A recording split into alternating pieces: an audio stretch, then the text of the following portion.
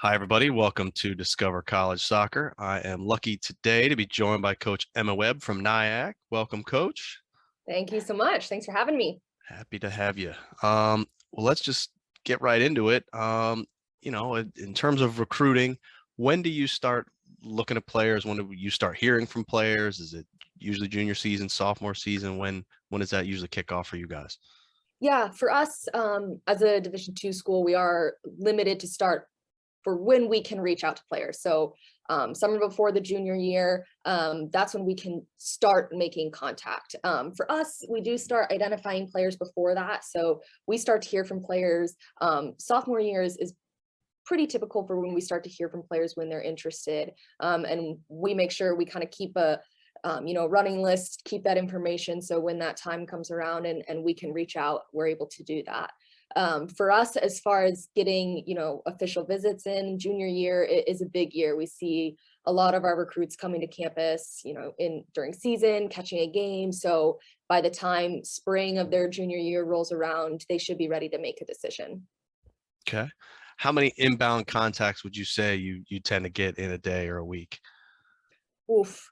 Um, it varies a little bit. You can tell when recruits are in season because it's not quite as often. You'd almost think it'd be opposite, but I would say especially when we're in that spring season and club is ramping up, in a day we can get 10 to 20 between agencies we work with, recruits, club coaches. So that's a little bit maybe on the heavier side, but that's normally around that spring season time.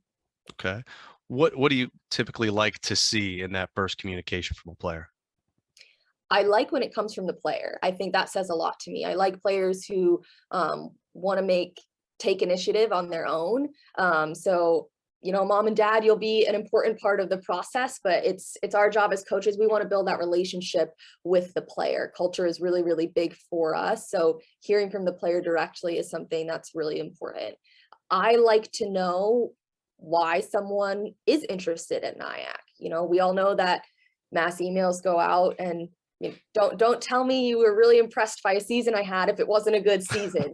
So do some research. I think that's a big thing, is do some research about the schools that you're reaching out to and find some reasons why you like that. That really says to me as a coach that you've done the work, you care to really, figure out what school is going to be best for you. Absolutely. Um, when you're out and about on the recruiting trail, where do you spend a majority of your time? What tournaments do you like to go to? Do you ever catch high school games? That kind of thing.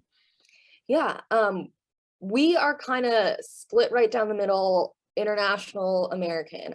We're located in New York City, so we have a huge international draw.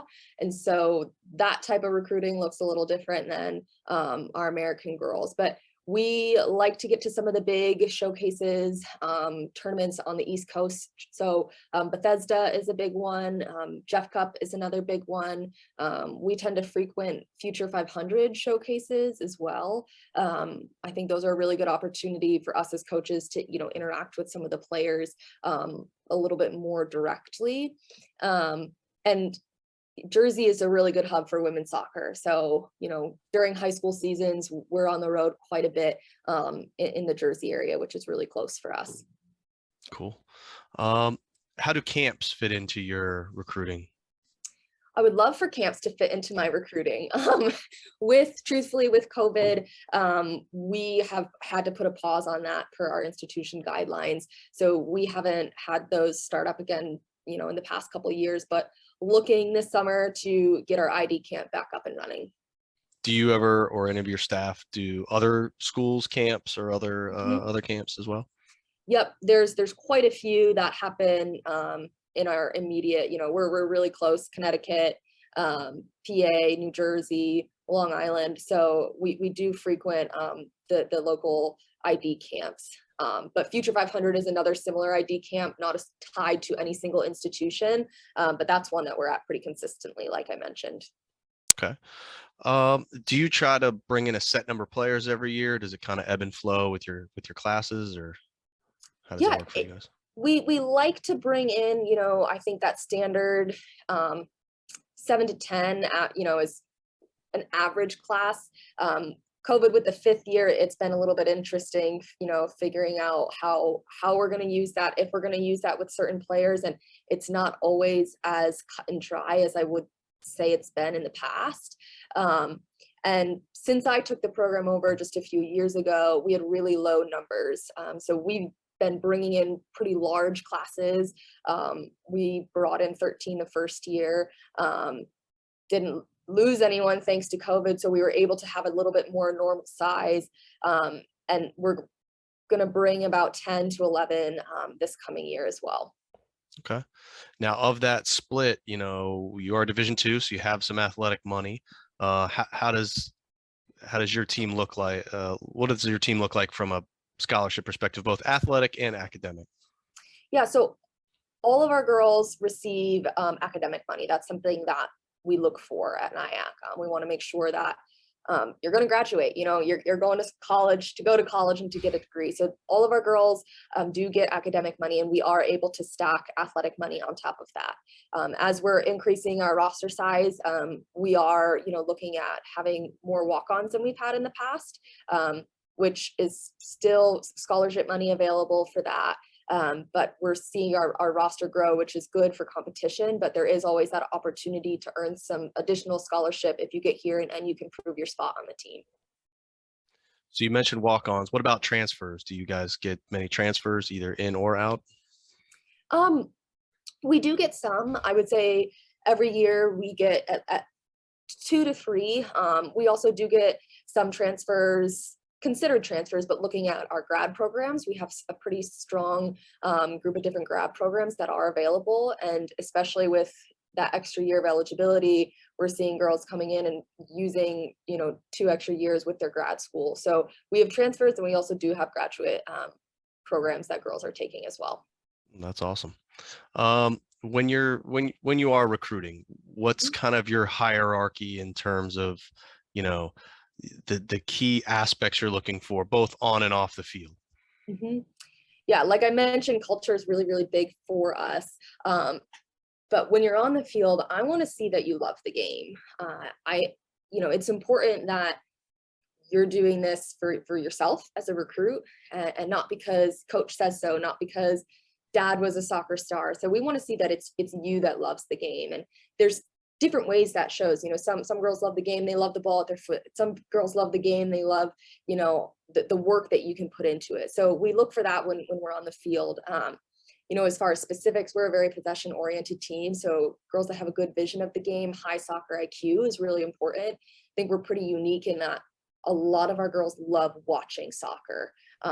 Some of that I think is a little bit the international influence, but Saturday mornings when we're traveling to a game, all of them have their phones out, they're watching Premier League, Bundesliga, and that's fun for me as a coach because you can see that in how they play with their soccer IQ.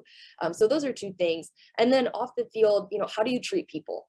How do you treat the ref? How do you treat your coaches? How do you, mom and dad come up after, they're driving you around to games. Are you happy to see them frustrated? What's that kind of interaction? And we don't get to see a lot of that.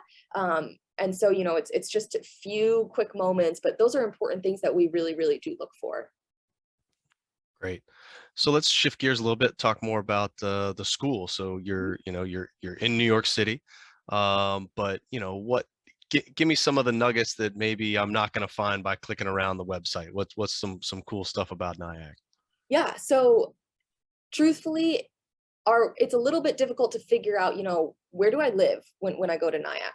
Our primary campus building is located Lower Manhattan. So Manhattan, those who are not familiar with New York City is made up of 5 boroughs. Manhattan is the borough that has Central Park, Times Square, Empire State Building, kind of all the landmarks that people think of is on Manhattan. So lower tip of Manhattan, looking right over at the Statue of Liberty, is where our campus classroom is. Our residence facility is located in Jersey City, which is just a 7-minute subway ride from Manhattan. And so what I think is pretty unique is you're really getting New York City as your campus. It's not a traditional campus. We don't span several acres with, rolling hills and dorm building here, dorm building there. But, I get the question, like, what do I do? What is there to do around campus? I'm like, anything you want. Like it's New York City. You can literally anything you want to do, any interest you have, you can find it where we are. I also like some of just the life lessons it teaches. You know, you're learning what it means to be a commuter. How do you plan your time? What does your schedule look like? I think those are important things to teach as you know, you're going through that college process and you have people around you experiencing it at the same time. Cool. Well, so, you know, like you said, it's a little bit non-traditional in that aspect, but so how do students really balance their studies and their sport commitments? Yeah, I mean, for our team, we had 8 4.0s this past fall semester. So I'd say we've managed to find a group that is dedicated in that. And I think that's important is the time management. You know, they stress, I want to get my work done. I want to do it well so that I can go enjoy this time in the city. And it's not the other way around. It's not, let me enjoy, you know, what I'm doing, and then I'll do my homework. So Yeah. I think it's just, you know, that mind frame of why are you here? You're here to get an education. You're also here to play soccer, but you're also here for 4 years to grow these relationships. And some of the fun of that is that you get to do it in New York City. What support mechanisms does your school offer students to help with that transition from high school to college, and for probably a lot of these people transitioning into New York City? Right. What I think is first academically, we have a tutoring center that's free. So, you know, first of all, if you excel in any areas, you can get a job there. But if not, you can schedule time, get a tutor for whatever class you need. We also have a writing center, which is separate, which is open. You can schedule a time, you can walk in, 45 minutes, hour and a half, whatever you need help with writing. And it doesn't have to be English class or writing class. We have a pretty strong music department. So there's several music students that are writing a song and they go to the writing center like, help me let this make sense type thing. So that's really used on a lot of different spectrums. As far as getting used to the city, that's something that I think our team does a great job with. This past year, we did not have a single player on our team from the state of New York. So every single player was coming from far away. Actually, the closest player to home was from Wichita, Kansas. And so they were all coming and making Nyack their home. And if they weren't doing it for the first time, they remember doing it for the first time. And, you know, what is the subway like? How do I do this? Where do I go here? So it's really a group of girls that are used to being together and want to take care of each other, because nobody's just driving home on the weekends or mom and dad coming to pick them up because they're not flying home to Germany. But something we're actually adding this upcoming year is an advisement center, specifically looking at career success. So every student will be assigned an additional advisor, so separate from your major advisor who helps schedule classes.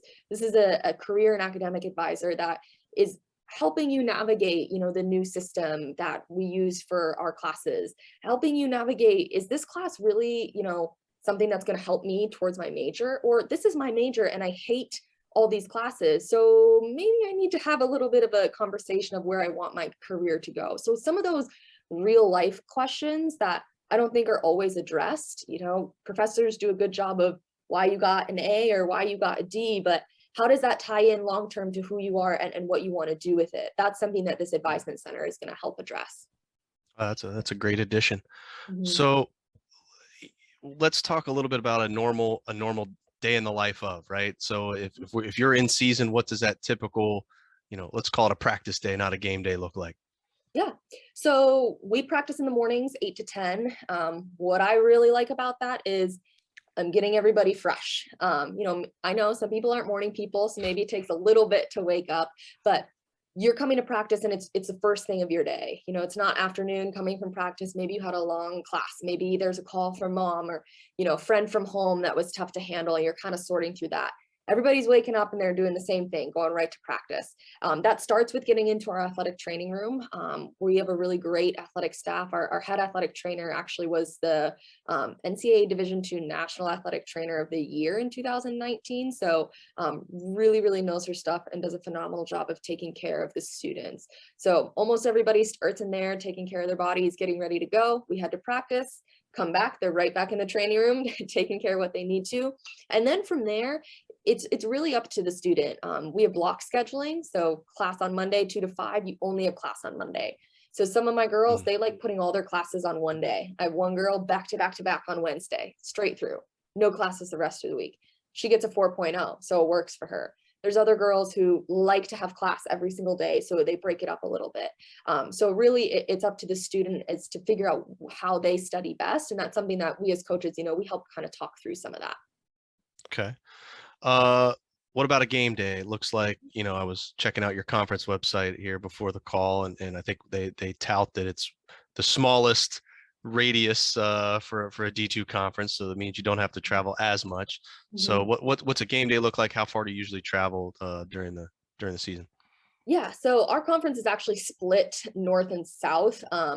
For soccer, that doesn't mean too much, except for that we're in the North Division, so we only play North Division teams midweek because it's a shorter travel. So midweek games typically no more than 45 minutes Wow. to get to a game. Um, the South Division teams, we only play on the weekends, and at most that's 2 hours, 15 minutes, maybe 2.5. We are kind of in pretty heavy traffic areas. So sometimes it's like, is it going to be 2.5 or is it going to be 3.5? So just depends on when we travel. But yes, we play 2 games a week, either Tuesday or Wednesday, and then every Saturday. Okay. Okay.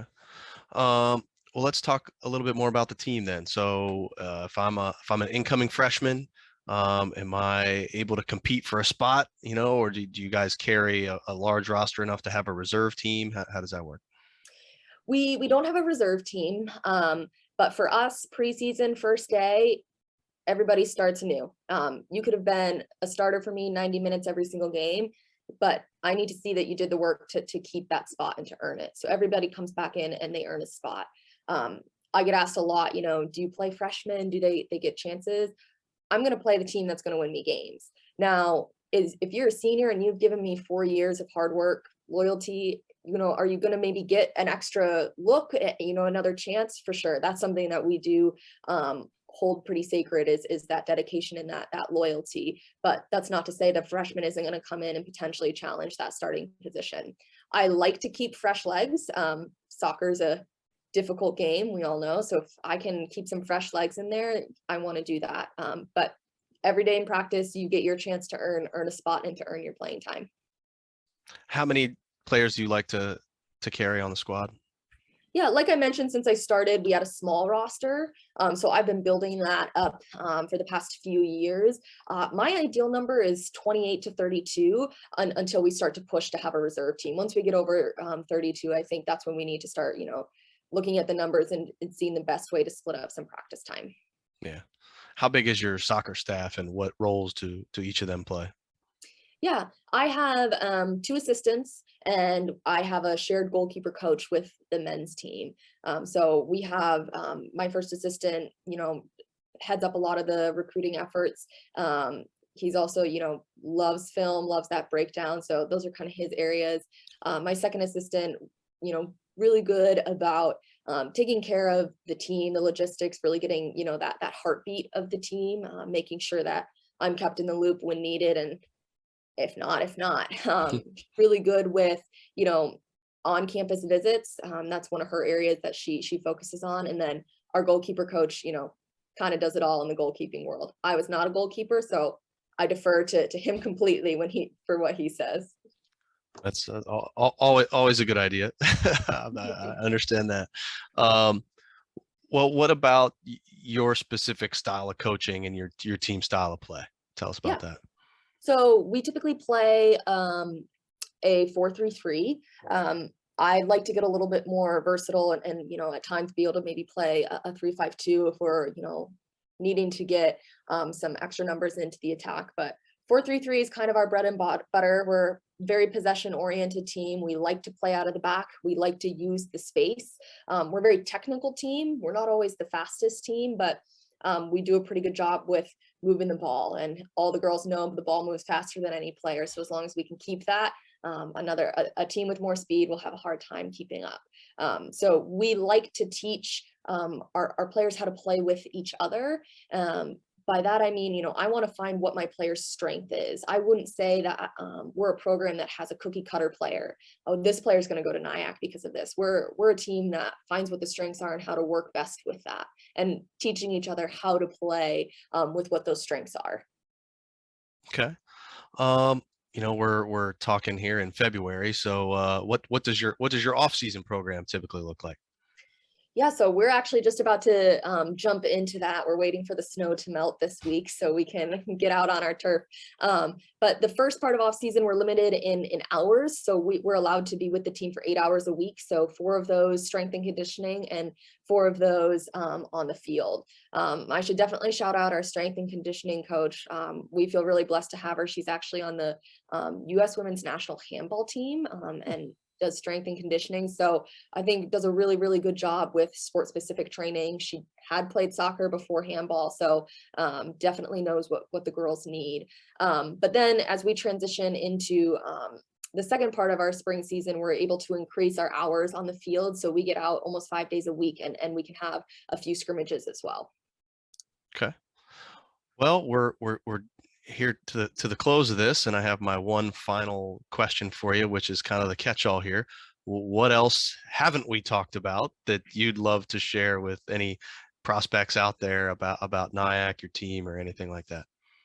Yeah, I think, what I found to be my favorite part of Nyack and getting to coach this team is just the team itself.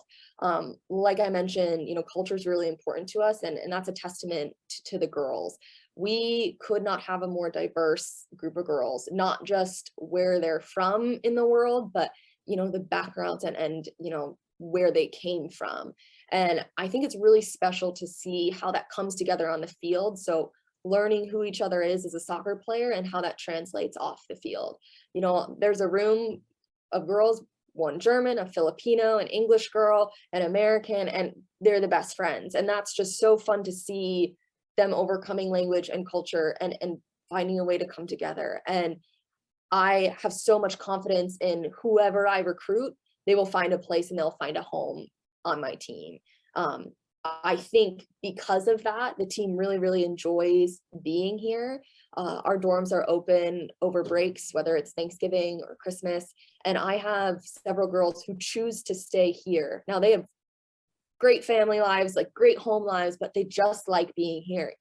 I remember when I was in college and breaks came, I was like, let's go home. I want my mom's cooking. But that doesn't seem to be the norm here, and it's a testament to the family that the team has created for themselves, and I just think that's really unique and special.